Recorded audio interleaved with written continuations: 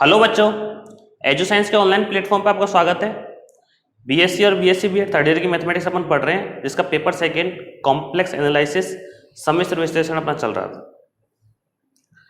5 classes आपकी हो चुकी हैं, 10 दिन का डेमो क्लासेज आपका फ्री चल रहा है, जिसमें आज आपकी क्लास नंबर 6 है। मैंने आपसे कहा था कि जो क्लासेज डेमो हैं आपकी वो अभी यूट्यूब और एप्लीकेशन दोनों पर अवेलेबल रहेंगी, लेकिन इन 10 क्लासेज या 11 क्लासेज बाद आने वाली जो क्लासेज हैं वो आपकी ओनली एप्लीकेशन पर अवेलेबल रहेंगी। तो ज़्यादा से ज़्यादा आप कोशिश ये करें कि आपको सारी क्लासेज एप्लीकेशन पर ही देखें। एप्लीकेशन यहाँ आपको दिख रहा होगा साइड में कौन सा एप्लीकेशन है, एजू साइंस अपना एप्लीकेशन है। और एप्लीकेशन डाउनलोड करके उसमें category bachelor of science select करें और वहाँ बीएससी थर्ड ईयर मैथमेटिक्स के सेक्शन में जाके आप अपनी क्लास के इसको सारे को देख सकते हैं। असाइनमेंट में आपको पीडीएफ का ऑप्शन मिलता है। पीडीएफ में आपका सिलेबस अभी डाल दिया गया है, जो लास्ट ईयर था, नया अभी आया नहीं यूनिवर्सिटी की तरफ से। जैसे आएगा आपको अपडेट कर दिया जाएगा। सारी इन्फॉर्मेशन आपको ग्रुप में मिलती रहती है और आपको बताया गया था कि बहुत कम, बहुत नॉमिनल फीस पर अपन बीएससी थर्ड ईयर की मैथमेटिक्स पढ़ा रहे हैं आपको, जिसमें आपसे बताया था कि 799 रुपये पर पेपर फीस रहेगी और एक दिन का उसमें भी कुछ आपको कंसेशन मिल सकता है। तो पिछली क्लासेज में अपन ने डिस्कस किया था कि लिमिट, कंटिन्यूटी, डिफरेंशिएबिलिटी, मतलब सीमा, संततता और अवकलनीयता, इन 3 चीज़ों के बारे में अपन ब्रीफली बहुत अच्छे से पढ़ चुके थे। क्या क्या कंडीशन होती हैं, क्या क्या पॉसिबल वेज होते हैं उनको प्रूफ सिद्ध करने के या फिर उनको प्रूफ करने के, सीमा, संततता और अवकलनीयता को जांच करने के तरीके, सब कुछ अपन पढ़ चुके थे। जहां अब अपना जो मेन फोकस है वो अवकलनीयता पर रहता है, डिफरेंशिएबिलिटी पर। ठीक है, तो डिफरेंशिएबिलिटी का जो आपको फॉर्मूला बताया गया था, डिफरेंशिएबिलिटी का जो आपको फॉर्मूला बताया गया था वो ये बताया गया था कि F dash Z equal to limit delta Z tends to 0 F Z plus delta Z minus F Z upon delta Z. ये आपका अवकलनीयता का या डिफरेंशिएबिलिटी का या डेरिवेटिविटी का फॉर्मूला था। यहाँ डेल्टा जेड टेंस टू 0 था और आपको बताया गया था कि जेड यहाँ कॉम्प्लेक्स नंबर है, सम्मिश्र संख्या है। तो रियल नंबर या वास्तविक संख्याओं में किसी पॉइंट पर या 0 की ओर ये अग्रसर होना है। इसका मतलब डेल्टा जेड टेंस टू 0 का मतलब क्या है कि डेल्टा जेड 0 की ओर क्या हो रहा है, अग्रसर हो रहा है। लिमिट का मतलब ये है, ठीक है, उसके अनुदिश जा रहा है। तो जो रियल नंबर है वास्तविक संख्याओं में देखते थे तो किसी एक पर्टिकुलर पॉइंट या किसी एक विशेष बिंदु की ओर जाने का तरीका केवल होता था कि आप या तो दाएं से जा सकते हैं या बाएं से जा सकते हैं। नंबर लाइन यही तो होती है संख्या रेखा पर ऐसे। लेकिन कॉम्प्लेक्स प्लेन में या फिर सम्मिश्र तल में जाने के आपको अनंत तरीके मिल सकते हैं। उन अनंत तरीकों में कोई रेखा भी हो सकती है, कोई वक्र भी हो सकता है, अक्ष भी हो सकती है, एक्स और वाई, जिसको आप रियल एक्सिस और इमेजिनरी एक्सिस, वास्तविक अक्ष और काल्पनिक अक्ष बोलते हो।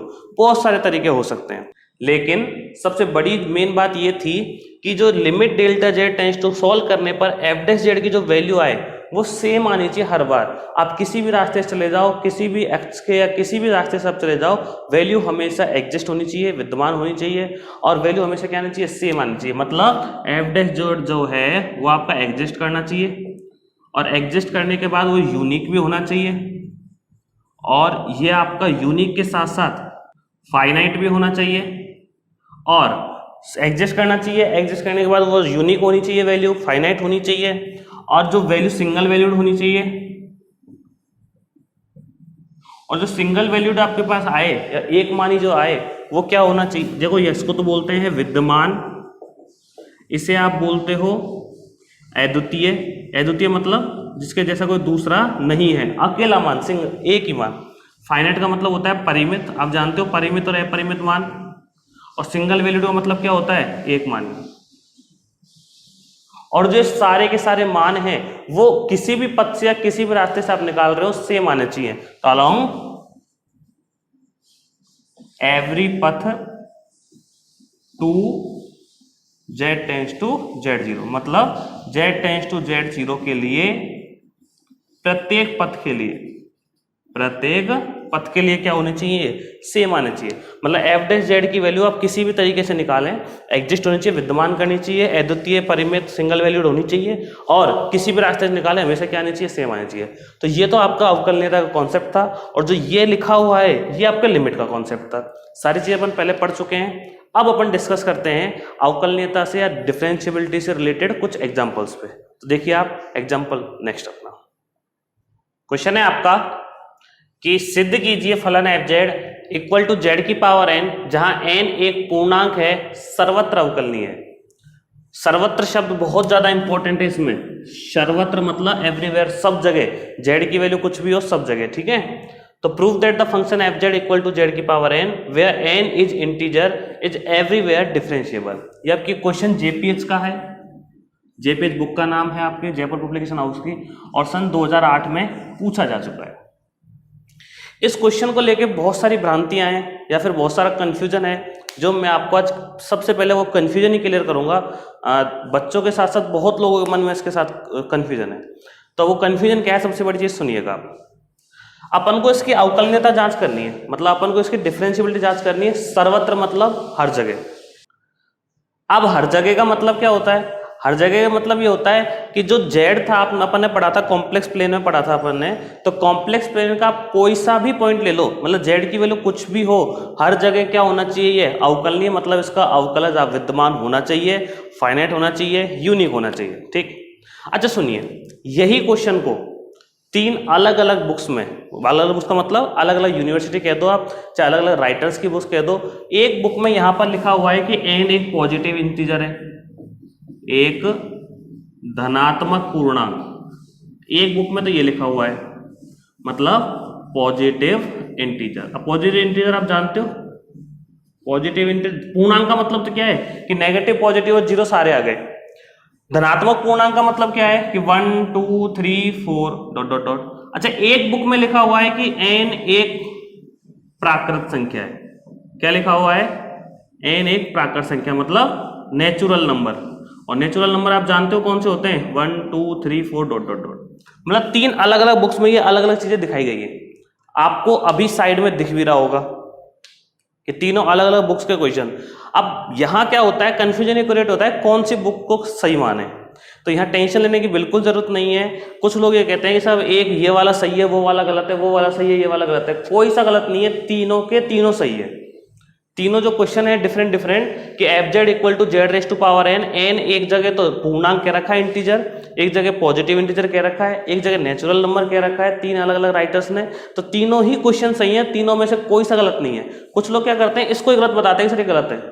अब मैं रीजन समझाता हूँ गलत क्यों नहीं है ना, समझना ध्यान से। इन सबसे पहले आपको एक छोटी सी बात समझना जरूरी है इन्फिनिटी के बारे में, कि इन्फिनिटी एक्चुअल में है क्या, कि रियल नंबर्स में इन्फिनिटी कैसे बिहेव करता है और कॉम्प्लेक्स नंबर में या समित संख्याओं में इन्फिनिटी कैसे बिहेव करता है। ध्यान से सुनिएगा आप, है ना। चलो, अच्छा, रियल नंबर में नंबर लाइन होती है वास्तविक संख्याओं में, जिसमें बीच में कौन होता है? 0, इधर होता है प्लस इन्फिनिटी, इधर होता है माइनस इन्फिनिटी। बात खत्म, इसके अलावा कुछ नहीं है कि भाई रियल नंबर में। और इधर आप जब बढ़ते जाते हो तो वैल्यू बढ़ती जाती है, मतलब जब आप लेफ्ट से राइट जाते हो तो वैल्यू क्या होती है? बढ़ती जाती है। आप कहाँ पहुंच जाते हैं? इन्फिनिटी तक, मतलब वैल्यू बढ़ेगी, और इधर जाओगे तो वैल्यू घटेगी, ठीक है। तो वास्तविक संख्या का कॉन्सेप्ट यही पूरा हो गया था कि भैया एक तरफ तो प्लस इन्फिनिटी और एक तरफ माइनस इन्फिनिटी। किसरे प्लस माइनस इन्फिनिटी का मतलब क्या है? इन्फिनिटी और इन्फिनिटी होना चाहिए, अनंत तो अनंत होना चाहिए। केवल डायरेक्शन के लिए लगा रखा है कि यदि आप इधर जा रहे हो दिशा के लिए तो पॉजिटिव, इधर जा रहे हो तो नेगेटिव। पहली बात। दूसरी बात, अनंत एक्चुअल में है क्या? अनंत पहली बात तो कुछ नहीं है। कि सर कुछ नहीं है तो फिर यूज क्यों ले रहे हैं? इसका मतलब यह है कि एक बहुत बड़ी संख्या, तो जितनी संख्या आप जानते हो उन सब में सबसे बड़ी, अनंत एक बहुत बड़ी संख्या है, तो जितनी आप सब में जानते हो उन सब में सबसे बड़ी संख्या क्या है? अनंत, ठीक। अच्छा, मुझे एक बात बताइए कि 5 और 4 दो संख्या लिख दी, दोनों संख्या कैसी है? वास्तविक है। बड़ी कौन सी है? ऑब्वियसली बात है 5 बड़ी है। आप कहोगे सर 5 बड़ी है 4 छोटी है। अच्छा, मैंने लिखा 56 और फिर मैंने लिखा 51, बताओ बड़ी कौन सी है? जानते हो सर बड़ी तो 56 है। कोई दिक्कत की बात ले रहे हैं सर? छोटे छोटे क्वेश्चन क्यों पूछ रहे हो? छोटे छोटे क्वेश्चन बेटा इसलिए पूछ रहा हूं कि रियल नंबर्स में नंबर्स का कंपैरिजन हो सकता है, वास्तविक संख्याओं में संख्याओं की आप तुलना कर सकते हो, बड़ी कौन सी छोटी कौन सी है। लेकिन सम्मिश्र संख्याओं में आप संख्याओं की तुलना नहीं कर सकते कि बड़ी कौन सी है और छोटी कौन सी है। कारण देखिएगा ध्यान से, आप नहीं बता सकते कि 2 + 3 आयोटा बड़ा है या 5 + 6 आयोटा बड़ा है। नहीं बता सकते कि सर मापांक के अकॉर्डिंग, नहीं, बिल्कुल नहीं। कॉम्प्लेक्स नंबर्स की तुलना नहीं करी जा सकती। अच्छा एक बात बताइए, जब इन्फिनिटी अपन यार कंसीडर कर रहे थे तो इन सबसे बड़ा, अच्छा बड़ा कब कंपेयर हुआ, तुलना हुई? जैसे हम दो लोग खड़े हैं, मैं बड़ा हूं वो छोटा है, या वो बड़ा है मैं छोटा हूं, तो ये कब पॉसिबल है? जब दोनों में तुलना हो रही है, जब तो कंपेयर कर पा रहे हो, तभी तो हो पा रहा है ना। लेकिन जब कंपेरिजन होगा ही नहीं तो बड़े छोटे का कॉन्सेप्ट ही खत्म, और जब बड़े छोटे का कॉन्सेप्ट खत्म तो काई का इन्फिनिटी, बड़े छोटे का कॉन्सेप्ट खत्म तो काई का अनंत, जिसके बारे में अपन कहते हैं कि बहुत बड़ी संख्या है, काई का अनंत कुछ है ही नहीं। तो कॉम्प्लेक्स नंबर में क्या होता है, जो इन्फिनिटी है ना आपका, कॉम्प्लेक्स नंबर में इन्फिनिटी भी एक नंबर की तरह ही बिहेव करता है। कि सर कैसे? थोड़ी देर ध्यान से देखिए। देखो क्वेश्चन इंपॉर्टेंट है, अच्छा क्वेश्चन है, लेकिन जो बुक्स में अलग अलग चीजें दी गई हैं और कुछ लोग बताते हैं कि ये गलत है वो सही है, उस कॉन्सेप्ट को थोड़ा सा समझाने के लिए मैं आपको 2 मिनट लूंगा बस, और 2 मिनट आप ध्यान से देख लीजिए, आपको सारी चीजें क्लियर हो जाएंगी। तो देखिएगा, देखिए कि जैसे ये है आपके पास, है ना, ठीक, यहां आपकी क्या है एक्स एक्सिस, और ये आपकी क्या है वाई एक्सिस। कॉम्प्लेक्स के लिए इसको रियल बोलते हैं, वास्तविक, और इसको बोलते हैं इमेजिनरी या फिर काल्पनिक। ठीक है, यहां तो कोई दिक्कत नहीं है। यदि रियल नंबर की या रियल लाइन की बात की जाए तो यहां प्लस इन्फिनिटी होता है और यहां माइनस इन्फिनिटी होता है। ठीक, अब मैं बात करता हूं कॉम्प्लेक्स की। या तो ठीक है कि आपने एक नंबर लिया, यहां आपने ले लिया जैसे आयोटा, और यहां आपने ले लिया 2 आयोटा, 2 नंबर ले लिए मैंने, यहां मैंने आयोटा लिया, यहां आपने 2 आयोटा लिया। ठीक, अच्छा मुझे एक बात बताइए, आप डिस्टेंस कैसे नापते हो? आप डिस्टेंस कैसे नापते हो? एक कोई पॉइंट फिक्स कर देते हो, उसके जो पास है और उससे जो अगला दूर है, तो दोनों में देखते हो आप कि सर ये पहले आ रहा है तो ये पास है, और ये बाद में आ रहा है तो ये दूर है, यही कहते हो ना। ठीक, तो एक आपने पॉइंट ओरिजिन फिक्स कर दिया ओ, जिसको 0 0 कोऑर्डिनेट होते हैं ना, 0 + 0 आयोटा या फिर 0,0। ठीक, तो 0 को यदि अपन कंसीडर करें, और आप, मैं केवल कॉम्प्लेक्स नंबर की बात कर रहा हूं, अब बात नहीं कर रहा मैं इसके रियल नंबर्स के, ना समय संख्या की बात कर रहा हूं, तो यहां पॉजिटिव इन्फिनिटी है या नेगेटिव इन्फिनिटी। मान लिया कि कॉम्प्लेक्स नंबर में एक तरफ पॉजिटिव है तो दूसरी तरफ क्या है, नेगेटिव। लेकिन मेरे भैया कॉम्प्लेक्स जो है केवल एक्सिस पे नहीं होता, मैंने बताया था सम्मिश्र तल, ये पूरा का पूरा ही सम्मिश्र तल है। वास्तविक संख्याओं में केवल एक लाइन थी, ये नंबर लाइन, संख्या रेखा, लेकिन सम्मिश्र संख्याओं में ये पूरा का पूरा तल है। तो आप कैसे कह सकते हो कि प्लस इन्फिनिटी और माइनस इन्फिनिटी इसी दिशा में? क्या आपने कहना प्लस इन्फिनिटी और माइनस इन्फिनिटी दिशा में? चलो किसी एक कंडीशन के लिए आप मान भी लेते हो कि ये plus infinity minus infinity direction है सम्मिश्र संख्याओं के लिए, तो 2 आयोटा बड़ा हो गया और आयोटा क्या हो गया, छोटा हो गया। ये कह दिया सर जो बाद में आ रहा है 2 आयोटा, ठीक है, लेकिन जरूरी थोड़ी है इन्फिनिटी यहाँ हो।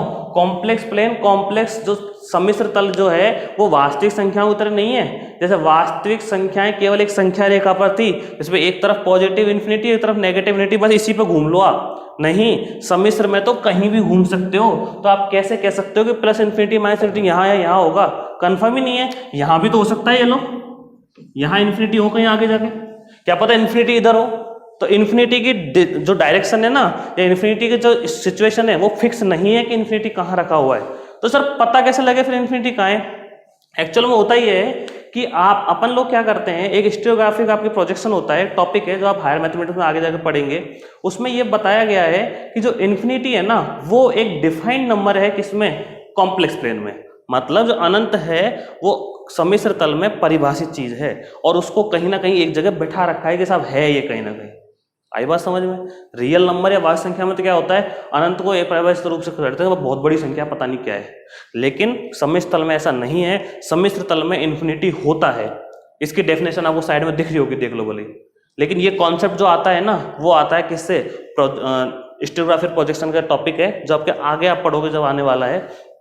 तो यहाँ बस समझने का बस इतना सा कॉन्सेप्ट था कि जो रियल नंबर्स हैं उसमें इन्फिनिटी पता नहीं है क्या है, लेकिन कॉम्प्लेक्स नंबर में इन्फिनिटी पता है, और इन्फिनिटी को इंक्लूड किया जाता है, इन्फिनिटी को शामिल किया जाता है, और उसे एक तरह से डिफाइंड या परिभाषित भी माना जाता है किसी एक पर्टिकुलर पॉइंट के लिए। अब जो मैं कहना चाह रहा हूँ बस इतना कहना चाह रहा था आपसे कि इन्फिनिटी जो है यदि अभी आपको मिलता है सम्मिश्र संख्याओं में, तो भी उसको एक तरह से परिभाषित अपन मान सकते हैं। इन्फिनिटी है कहाँ सम्मिश्र संख्याओं के लिए? कहीं भी हो सकता है, कंफर्म नहीं है, अच्छों पे रहेगा। जैसे रियल का होता है ना वास्तविक संख्याओं का, सब इधर पॉजिटिव नेगेटिव, ठीक है, लेकिन इसमें नहीं है क्योंकि ये सम्मिश्र तो पूरा है, इस पूरे में कहीं भी हो सकता है वो। अच्छा एक छोटा सा एग्जांपल और देखो, मान लिया कि यहां पर आपके पास है 1 + आयोटा और यहां पर आपके पास है 1 माइनस आयोटा, ठीक है।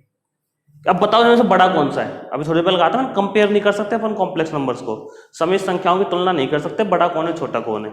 बताओ बड़ा कौन सा है और छोटा कौन सा है, नहीं बता सकते आप। क्यों? क्योंकि किसके सापेक्ष नापोगे बड़े छोटे को?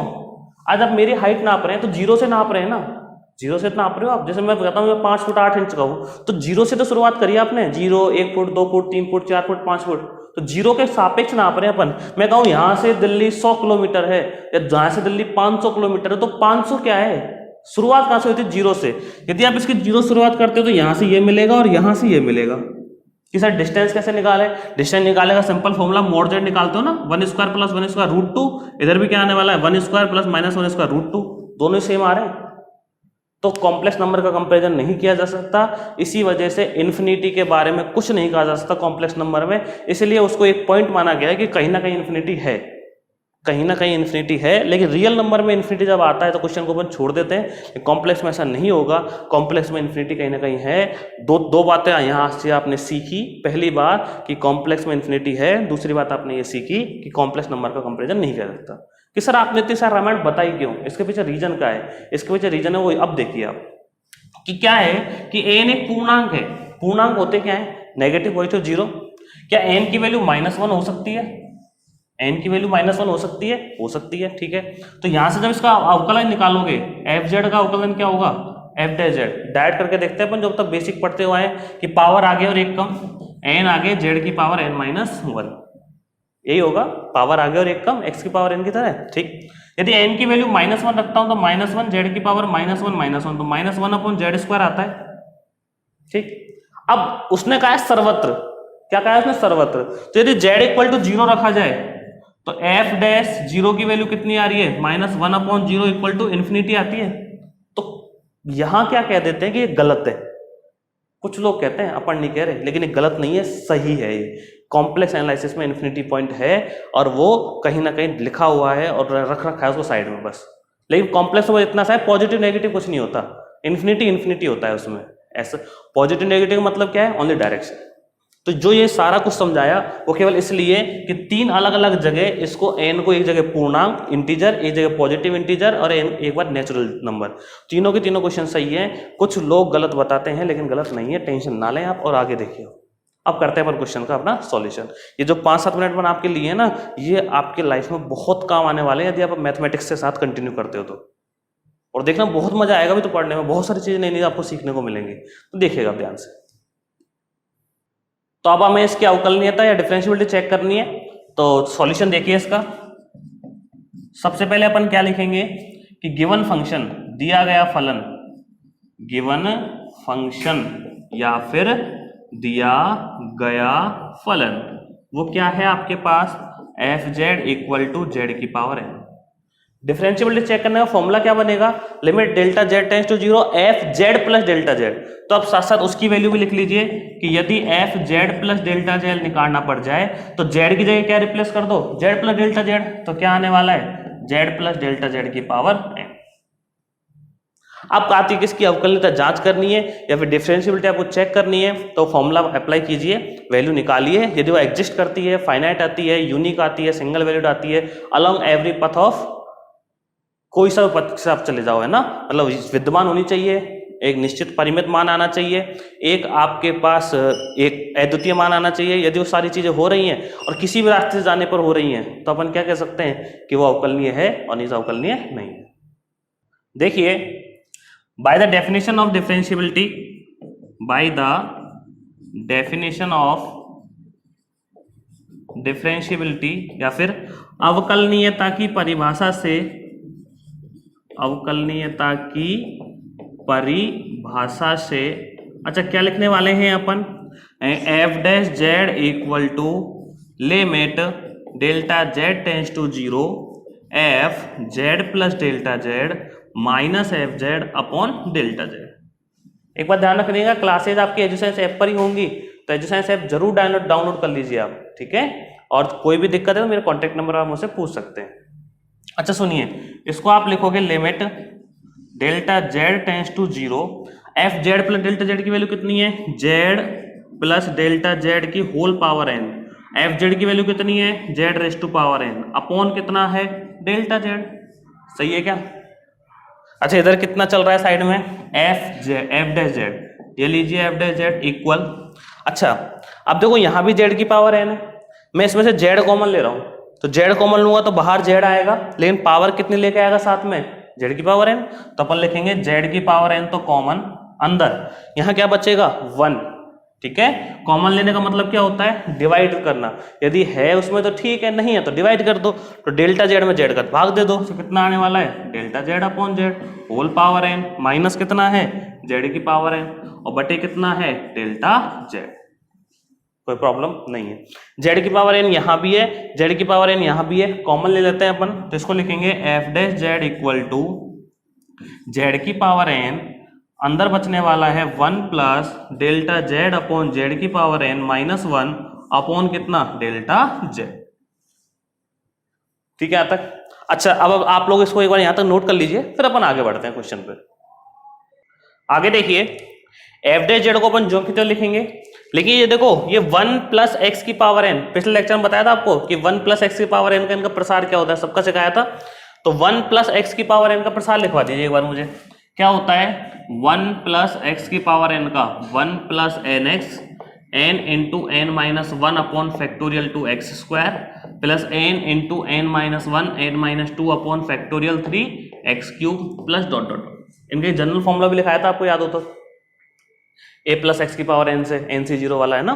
ठीक है, अच्छा यदि मैं वैल्यू पुट करता हूं यहाँ पर, इसको 1 प्लस एक्स की पावर एन की तरह बिहेव देखें इसका, तो एफ डैश जेड की वैल्यू क्या आने वाली है, F dash Z equal to आपके पास आने वाला है जेड की power N upon delta Z, bracket में ये डेल्टा जेड में साथ लिख लिया, 1 प्लस एक्स की power N 1 plus N X, तो 1 plus N delta Z upon Z, ठीक है, प्लस एन एन माइनस 1, ऊपर एन ही है तो N N minus 1 upon factorial 2 कितना, एक्स स्क्वायर, मतलब कितना, डेल्टा जेड अपॉन जेड का होल स्क्वायर, और प्लस डॉट डॉट डॉट, और माइनस में कितना है लास्ट में 1, तो आपने भी माइनस 1 लगा दिया। ठीक, अब ये +1 है और ये -1 है, दोनों कट गए, ये देखिए +1 से -1 कैंसिल आउट हो गया, तो आपके पास बचा जेड की power n upon delta z, n delta Z upon z plus n minus 1 upon factorial 2 delta Z upon Z का whole square plus dot dot dot. अब डेल्टा जेड का अंदर मल्टीप्लाई कर दे, ठीक है, तो आपके पास आने वाला है जेड की पावर n डेल्टा जेड कटेगा, क्या बचेगा 1 अपॉन जेड। अच्छा यार देखो डेल्टा जेड से डेल्टा जेड कटेगा, तो n माइनस 1 अपॉन फैक्टोरियल 2, ठीक है, डेल्टा जेड से डेल्टा जेड कटेगा, ओनली क्या बचेगा, डेल्टा जेड, ये लीजिए डेल्टा जेड अपॉन कितना, Z square plus dot dot dot. और बाहर साथ में चल क्या रहा था, limit delta Z tends to 0 यहाँ चल रही थी, साथ में आपने देखा हो तो, साथ में यहाँ पर limit delta Z tends to 0 चल रही थी, यहाँ भी कितना आएगा उसको लिख लेना, लिखना भूल गए थे अपन, कोई बात नहीं, limit delta Z tends to 0, यहाँ भी लिख लेना limit delta Z tends to 0, यहाँ भी लिख लेना limit delta Z tends to 0। अब डेल्टा जेड की जगह क्या रखना है, 0, तो सब जगह डेल्टा 0 रखते जाओ, तो आपके पास आने वाला है, इसमें तो डेल्टा जेड है ही नहीं, तो ये तो आएगा जेड की पावर n डॉट n बटे कितना जेड, प्लस यहाँ रखोगे डेल्टा जेड तो क्या रखोगे 0, और उससे आगे भी डेल्टा जेड आने वाले हैं, तो सब कुछ क्या हो जाएगा 0, तो 0 हो जाएगा, वो छोड़ो उसे, ये आ गया n इंटू जेड की पावर n अपॉन जेड की पावर 1, जेड की पावर n अपॉन जेड की पावर 1, तो जेड की पावर n माइनस 1, अरे बेस से में पावर माइनस हो जाएगी, 8th क्लास का फॉर्मूला है, ठीक है।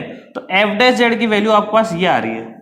अब इसका आपको पता लगाना है क्या ये वैल्यू हमेशा एग्जिस्ट करेगी, जहां n बिलोंग कर रहा है किसमें, i में, इस बुक के अकॉर्डिंग। यदि वो कहे नेचुरल नंबर में तो n लगा देना, पॉजिटिव इंटीजर कहे तो पॉजिटिव इंटीजर लिख देंगे अपन, कोई दिक्कत नहीं, धनात्मक पूर्णांक संख्या, ठीक।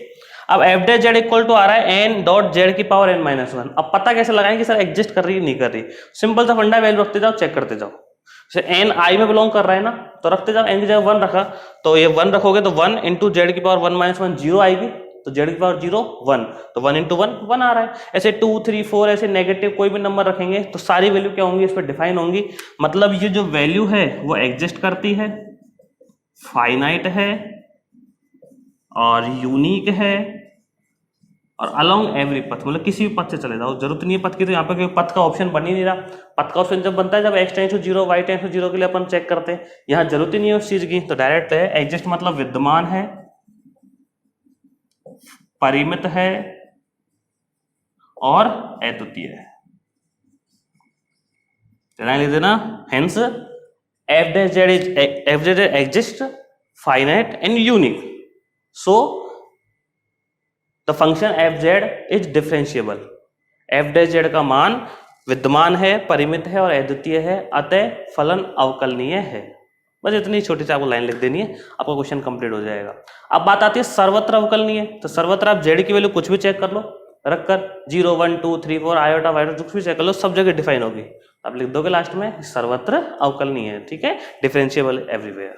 तो लिख दीजिए आप ये लाइन और आपका क्वेश्चन कंप्लीट है। कोई भी डाउट हो तो आप मुझसे पूछ सकते हैं जब आपको मन करे। नेक्स्ट है आपका एग्जाम्पल नंबर 3.6.4 जो काफी बार एग्जाम में आ चुका है, राजस्थान की में 2 1 में 5 में 7 में 9 में 11 में, तो राजस्थान यूनिवर्सिटी की बात है जयपुर वाले की, उसके अलावा भी अदर यूनिवर्सिटी में काफी बार क्वेश्चन आया है, इंपॉर्टेंट क्वेश्चन है, शानदार क्वेश्चन है, ठीक है। चलिए सिद्ध करिए कि फलन F Z equal to mod Z square, कोई फंक्शन है, कॉम्प्लेक्स वेरिएबल फंक्शन है, साफ साफ दिख रहा है, समिश्र फलन सर्वत्र संतत है, सर्वत्र का मतलब हर जगह संतत है, किंतु लेकिन इसका अवकलज मतलब इसका जो एफ डैश जेड निकलेगा ना, उसका अस्तित्व केवल मूल बिंदु पर है। मूल बिंदु मतलब क्या होता है, जेड इक्वल टू 0 पर। मतलब हमको ये सिद्ध करना है कि एक तो ये जो फंक्शन जो है वो हर जगह कंटिन्यूअस है, संतत है, और इसका जो अस्तित्व है या इसका जो अवकलज निकलेगा वो अवकलज केवल मूल बिंदु पर निकल सकता है और कहीं भी परिभाषित नहीं होगा या उसका अस्तित्व नहीं होगा।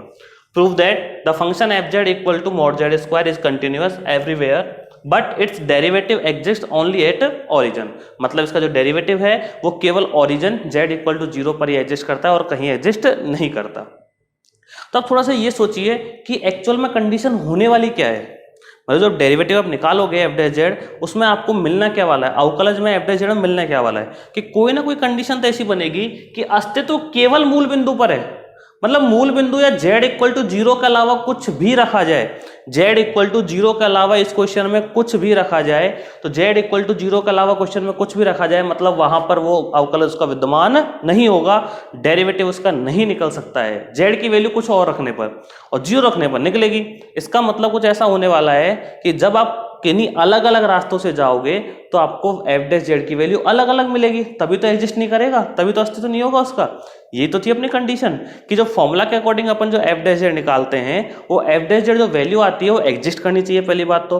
दूसरी बात तो क्या होनी चाहिए, यूनिक होनी चाहिए, फाइनाइट होनी चाहिए, along every path of z tends to z0।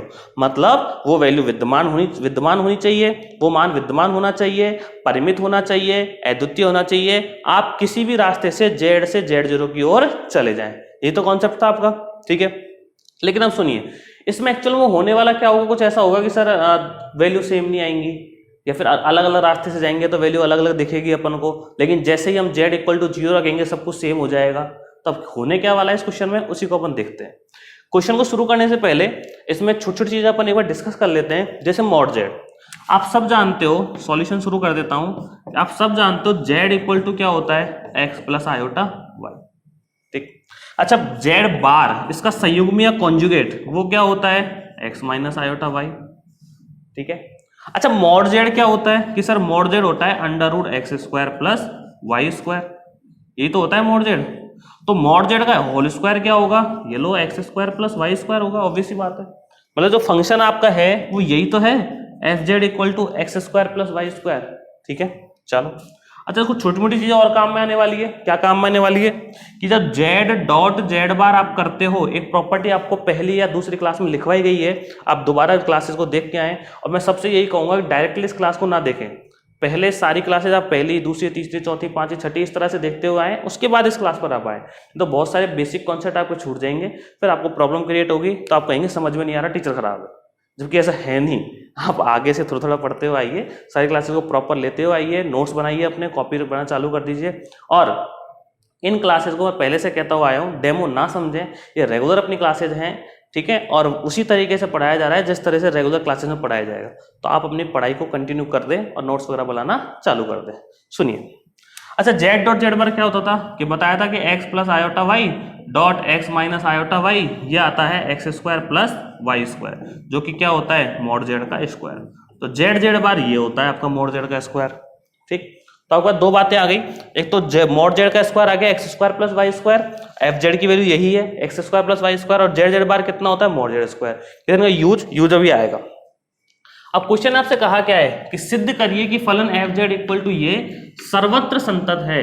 तो prove that the function F Z equal to mod Z square is continuous everywhere. Question एक क्वेश्चन में ही दो क्वेश्चन है, एक तो कंटिन्यूअस कह रहा है, दूसरा डेरिवेटिव कह रहा है, उसका डिफरेंशिएबल है ना।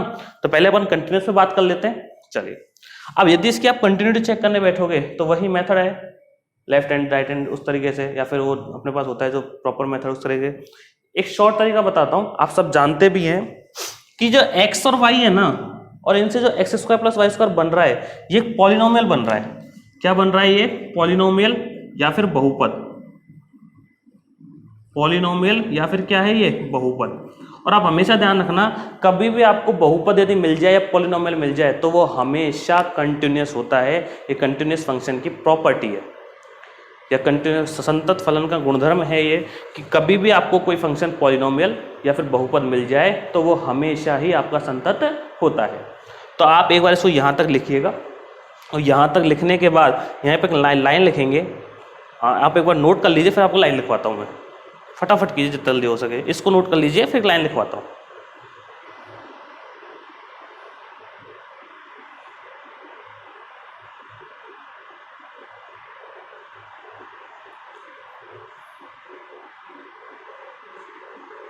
लिखिएगा, पहले हिंदी मीडियम वाला लिख लो। यहां f Z equal to mod Z square, यहां f Z equal to mod Z square equal to x square plus Y square, F Z equal to mod Z square equal to x square plus Y square, x और y की घातों में,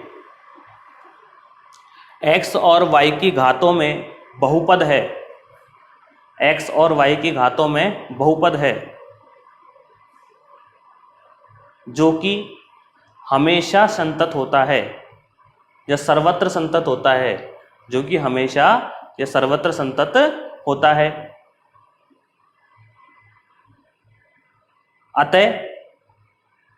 अतः F Z संतत है, अतः F Z संतत है। अब इंग्लिश मीडियम वाले लिखो, here F Z equal to x square plus Y square, या F Z equal to mod Z square equal to x square plus Y square is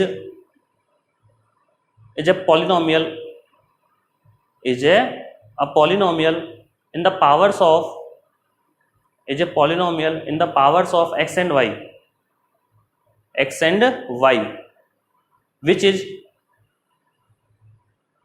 is always continuous, bracket में लिख देना everywhere, which is always continuous, bracket में लिख देना everywhere।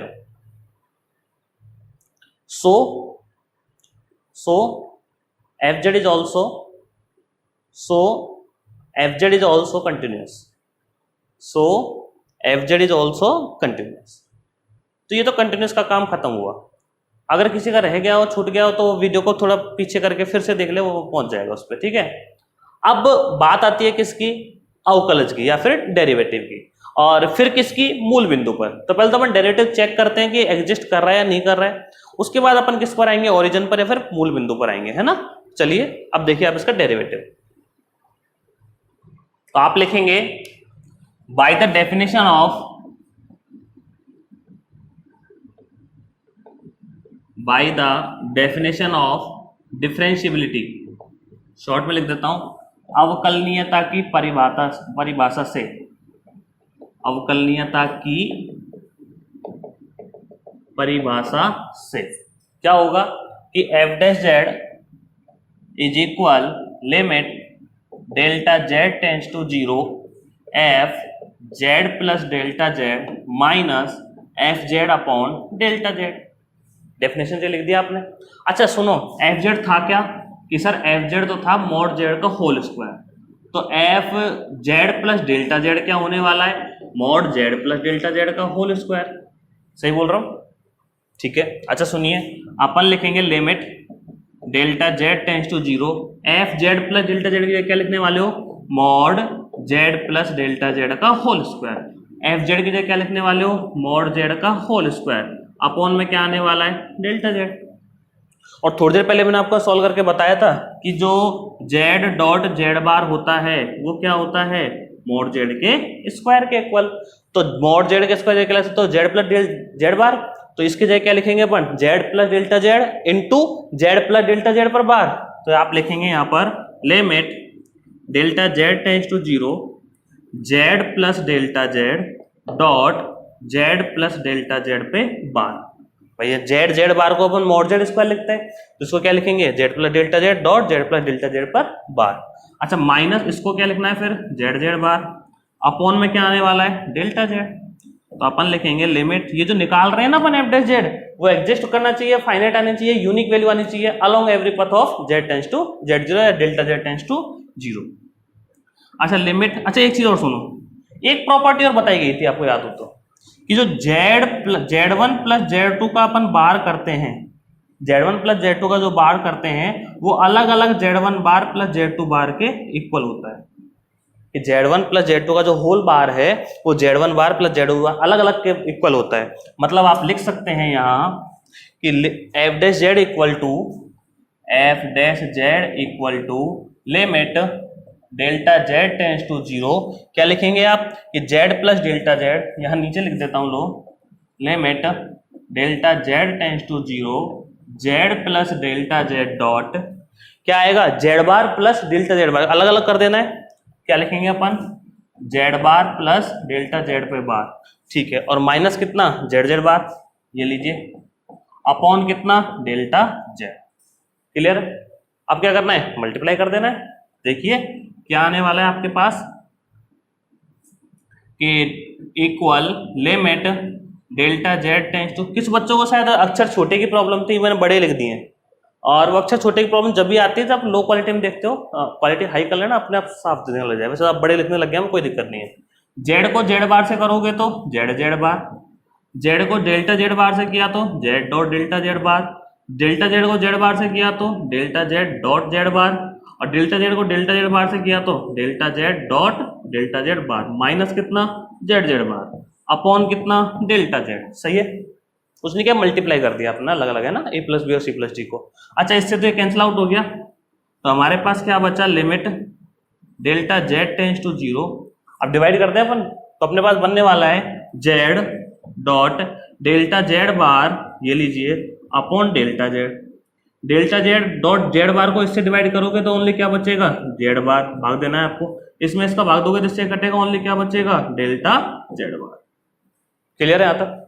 तो आपके पास ये किसकी वैल्यू आ गई, एफ डैश जेड की, कितनी आई, limit delta Z tends to 0 Z dot delta Z bar upon delta Z plus Z bar plus delta Z बार।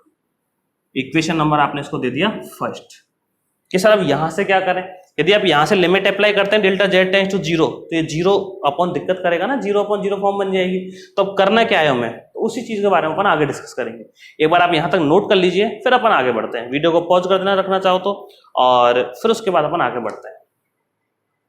चलिए, तो सबसे पहले अपन डेल्टा जेड और डेल्टा जेड बार को देखते हैं होने क्या वाले हैं। अच्छा सुनो, जेड क्या था कि सर जेड था एक्स प्लस आयोटा वाई, और जेड बार क्या था, x minus iota y, conjugative था संयुग्मी। जब जेड ये है तो डेल्टा जेड क्या होने वाला है, delta x plus iota delta y, और डेल्टा जेड बार क्या होने वाला है, delta x minus iota delta y. यहां तक कोई प्रॉब्लम नहीं होगी। अब यदि लिमिट कह रही है अपनी डेल्टा जेड टेंस टू 0, तो आप यही तो लिखेंगे कि डेल्टा जेड टेंस टू 0 मतलब delta x plus iota delta Y tends to 0। Delta Z tends to 0 का मतलब delta x plus iota delta Y tends to 0। अच्छा इसको लिखा जा सकता है delta x plus iota delta Y tends to 0 plus 0 iota. तो डेल्टा एक्स किसको अप्रोच कर रहा है, 0 को, और डेल्टा वाई किसको अप्रोच कर रहा है, 0 को। तो ये मतलब ये हुआ कि यदि delta Z tends to zero है तो आप इसे delta x tends to zero और delta Y tends to zero लिख सकते हैं। और इक्वेशन नंबर फर्स्ट आपके पास ये है। अब आगे क्या करना है यहाँ से, अपन क्या करेंगे, लिमिट ही तो लग रही है भाई, limit delta Z tends to zero तो लग रही है और कॉम्प्लेक्स नंबर की वैसे है। और लिमिट का कॉन्सेप्ट मैंने आपको सिखाया था कि आप किसी भी पथ से चले जाओ, आप किसी भी पथ से चले जाओ, हमेशा वैल्यू यदि सेम आती है तब एग्जिस्ट करती है और वैल्यू सेम नहीं आती है तो एग्जिस्ट नहीं करती है। तो अब करना क्या हमें, और वो रास्ते कौन से बताए थे सबसे बेस्ट, मैंने याद करो कि मैंने याद करो आपको ये बताया था, ये रियल एक्सिस है, ये इमेजिनरी एक्सिस है, तो यदि पॉइंट यहाँ है उसको यहाँ जाना है तो एक रास्ता तो ये बताया था एक्स अक्ष वाला, और दूसरा रास्ता कौन सा बताया था, वाई एक्स वाला। सबसे बेस्ट रास्ते तो यही है, प्रिफर आपको यही करने हैं, लेकिन जो भी देखोगे आप इनके बाद देखोगे सबसे पहले इन्हीं से चेक करना है, ठीक है। तो सबसे पहले अपने लिमिट का पथ देखते हैं। तो पॉइंट नंबर 1, तो या फिर लिख देना यहां दो स्थितियां बनती हैं, यहां दो स्थितियां बनती हैं, here are two cases. Case first क्या बन रहा है अपना, केस फर्स्ट ऐसा बन रहा है कि लिमिट है, लिमिट हर पथ से या किसी भी रास्ते से आप जाओ तो सेम आनी चाहिए। तो पहले अपन अलोंग एक्सिस से जा रहे हैं, मतलब एक्स अक्ष से अनुदिश अपन जा रहे हैं, तो आप लिखेंगे अलोंग एक्स एक्सिस या फिर ब्रैकेट में लिखेंगे एक्स अक्ष के अनुदिश। तो एक्स अक्ष के अनुदिश से जाओगे तो वाई कोऑर्डिनेट क्या होगा, 0, मतलब वाई वाला क्या हो गया इसमें 0 हो जाएगा आपका, वाई वाला हो जाएगा 0, मतलब डेल्टा वाई क्या हो गया 0। जब डेल्टा वाई 0 हो गया तो डेल्टा जेड क्या बनेगा बताना मुझे कि सर डेल्टा जेड बन जाएगा 0, तो ओनली डेल्टा एक्स, और डेल्टा जेड बार क्या बनेगा, वही ये 0 हो गया, ओनली कितना डेल्टा एक्स। तो इस तरह से हुआ है। जब आप एक्स एक्सिस के अकॉर्डिंग जा रहे हो या एक्स एक्सिस के अनुदिश पहुंच रहे हो अपने पॉइंट पे, तो जब पॉइंट पे आप पहुंचोगे तो आप क्या कर रहे हैं कि y इक्वल टू 0 रहेगा, तो डेल्टा y इक्वल टू 0 हो गया, ठीक है। अब डेल्टा y 0 है तो उसमें वैल्यू पुट करते हैं अपन। तो देखिए भाई इक्वेशन नंबर फर्स्ट मैं लिख देता हूं, by equation number first f dash Z equal to delta Z tends to 0, delta z कितना हो गया डेल्टा एक्स, तो आप यहां लिखेंगे limit delta x tends to 0।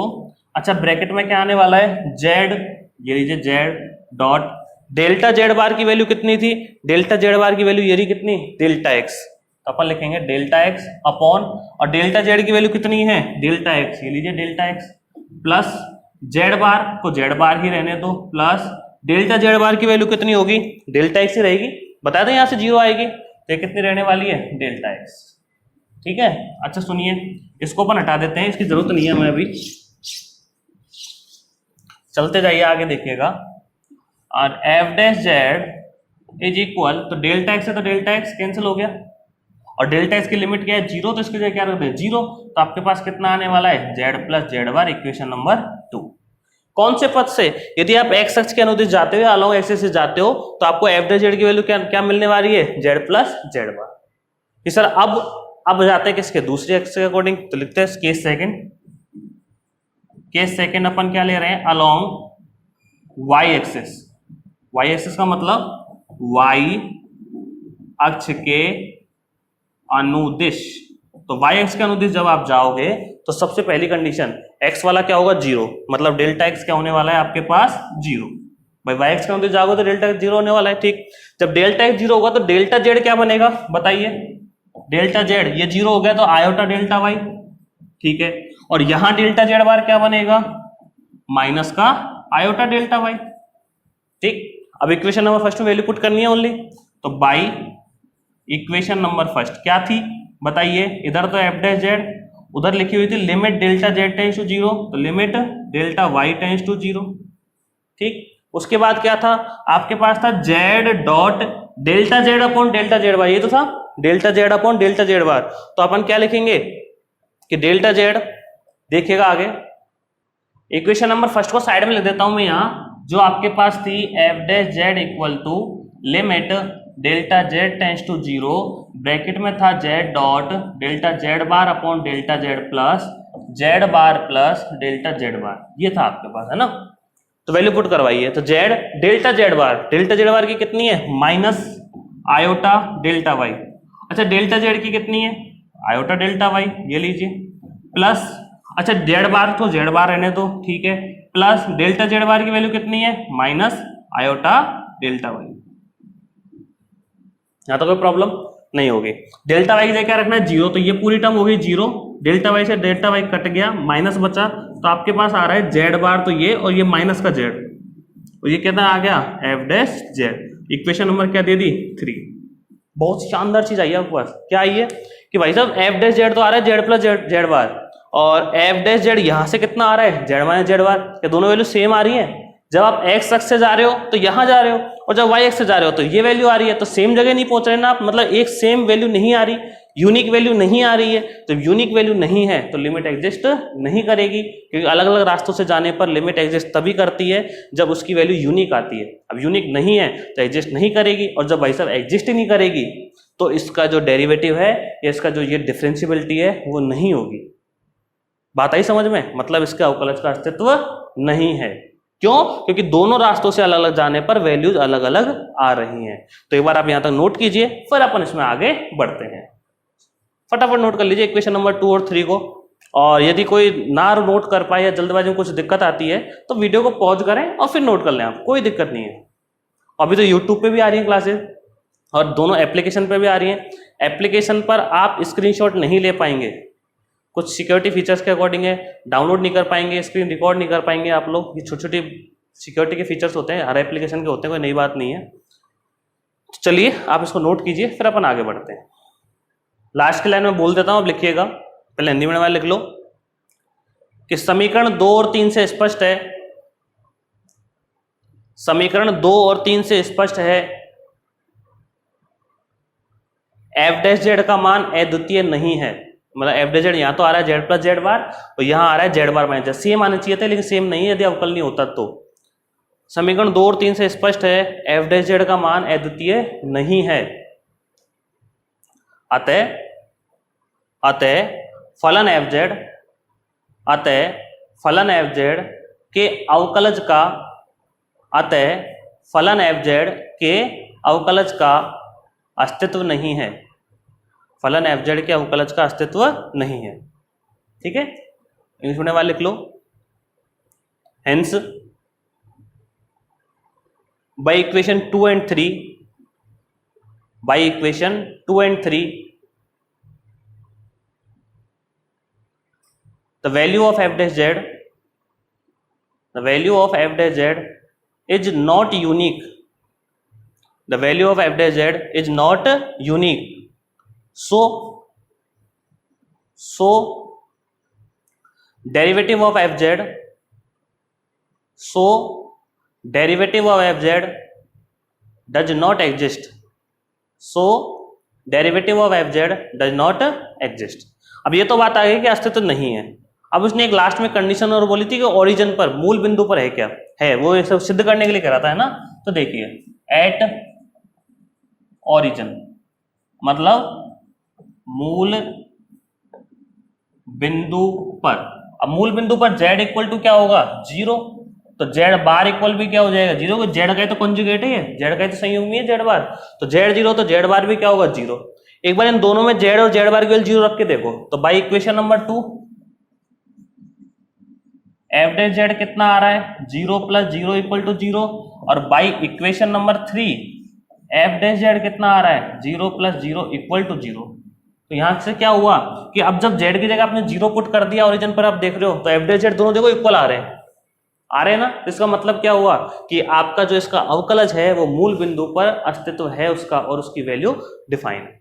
Clear है, ये सेम आ गई ना, ये यहां सेम नहीं आ रही थी जब अपन जनरली सबके लिए बात कर रहे थे, लेकिन अपन ने स्पेसिफिक एक पर्टिकुलर पॉइंट ले लिया, कौन सा, ओरिजिन, मूल बिंदु ले लिया अपन ने, विशेष बिंदु z बराबर 0, उस पर क्या आ गई, दोनों वैल्यू सेम आ गई। मतलब अपन x अक्ष से जाएं, चाहे अपन y अक्ष से जाएं, चाहे रियल एक्सिस से जाएं, चाहे इमेजिनरी एक्सिस से जाएं, वैल्यू क्या आ रही है सेम। अतः आप कह सकते हो कि यह क्या है, मूल बिंदु पर अवकलनीय है, या फिर मूल बिंदु पर इसका अवकलज का अस्तित्व विद्यमान है।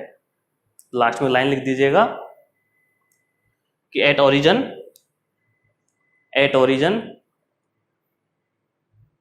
the value of f dash z is unique, at origin the value of f dash z is unique, so derivative of f z exists, so derivative of F Z exist at origin, at origin. Hindi वाले लिख लो कि मूल बिंदु पर F dash Z का मान अद्वितीय है, 0 0 सेम आ रहा है। मूल बिंदु पर एफ डैश जेड का मान अद्वितीय है, अतः मूल बिंदु पर एफ डैश जेड का मान अद्वितीय है, अतः मूल बिंदु पर इसके अवकलज का अस्तित्व विद्यमान है। मूल बिंदु पर इसके अवकलज का अस्तित्व विद्यमान है। तो यहां आपका एग्जाम्पल कंप्लीट हुए। लिमिट, कॉन्टिन्यूटी, डिफरेंशिएबिलिटी का टॉपिक पहले कंप्लीट हो चुके थे, उनके ऊपर अपन ने आज एग्जाम्पल डिस्कस किए। सारी क्लासेस लेते रहें, रेगुलर क्लासेस लें, नोट्स अपने बनाते रहें, और सारी क्लासेस एजुसाइंस ऐप पर आएंगी। किसी भी तरह के डाउट के क्वेरी के लिए आप मुझे कॉन्टेक्ट कर सकते हैं। बाकी आपसे मिलते हैं नेक्स्ट क्लास में। Thank you.